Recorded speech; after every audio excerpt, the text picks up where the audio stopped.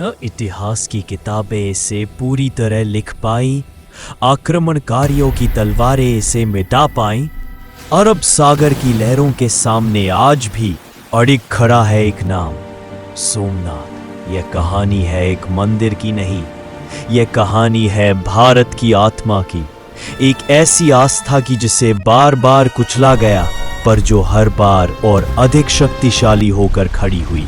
आज आप सुनेंगे सोमनाथ मंदिर की वो कहानी, इतिहास नहीं बल्कि चेतावनी भी है और प्रेरणा भी।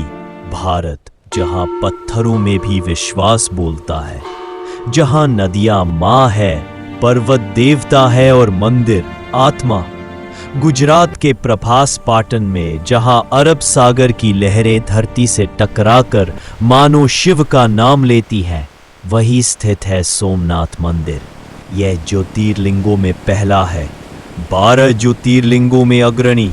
लेकिन सोमनाथ सिर्फ एक धार्मिक स्थल नहीं, यह भारत की सभ्यता, संस्कृति और अस्मिता का स्तंभ है।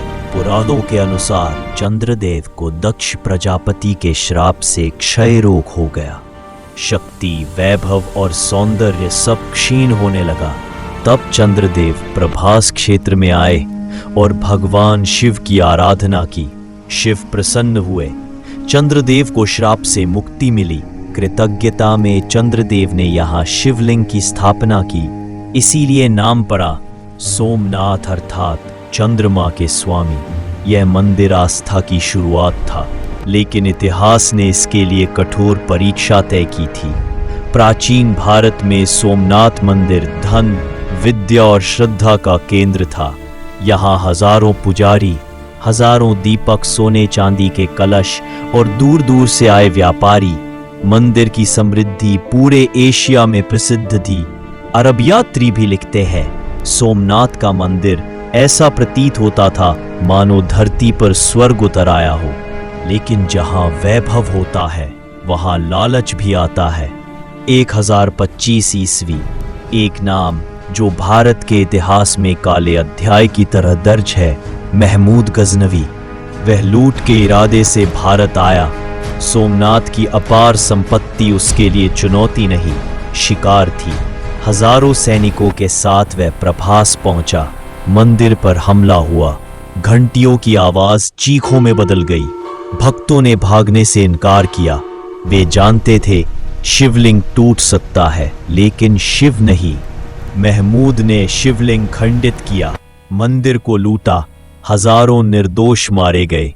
लेकिन जिस क्षण उसे लगा कि उसने आस्था जीत ली, उसी क्षण इतिहास ने उसे गलत साबित करना शुरू कर दिया। महमूद चला गया, मंदिर खंडर बन गया, पर भारत रुका नहीं। तेथिल्ले स्थानीय राजाओं और भक्तों ने सोमनाथ को फिर खड़ा किया। न कोई सम्राट, न कोई विदेशी शक्ति, सिर्फ जनता की श्रद्धा। यह पहला पुनर्जन्म था और यह आखिरी नहीं था। इतिहास निर्दयी रहा। अलाउद्दीन खिलजी, मुइज़ुद्दीन, फिर औरंगजेब, हर शासक ने सोचा इस बार सोमनाथ समाप्त। मंदिर फिर टूटा, मूर्ति फिर खंडित हुई और हर बार एक बात सिद्ध हुई, आस्था अमर होती है जब तक एक भी भक्त जीवित था। सोमनाथ जीवित था। ब्रिटिश शासन आया, मंदिर खंडर में था, लेकिन अंग्रेजों को आस्था से कोई सरोकार नहीं था। सोमनाथ इतिहास की धूल में चुपचाप खड़ा रहा, पर उसकी चुप्पी कमजोरी नहीं थी, वह प्रतीक्षा थी।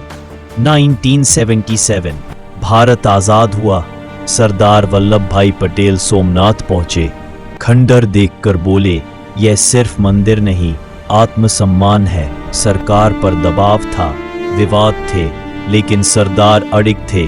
उन्होंने कहा, अगर भारत को खड़ा होना है तो सोमनाथ को खड़ा करना होगा। 1951 में भारत के राष्ट्रपति डॉक्टर राजेंद्र प्रसाद सोमनाथ पहुंचे। उन्होंने उद्घाटन करते हुए कहा, यह मंदिर भारत की आत्मा के पुनर्निर्माण का प्रतीक है। समुद्र की लहरों गवाह बनी, घंटिये फिर प्रतिष्ठित हुए। 60वां, आज सोमनाथ आधुनिक भारत में गर्व से खड़ा है। हर लहर कहती है भारत को तोड़ा जा सकता है, मिटाया नहीं। सोमनाथ सिर्फ मंदिर नहीं, यह उत्तर है हर उस शक्ति को जो भारत को कमजोर समझती है। सोमनाथ अमर है, भारत अमर है।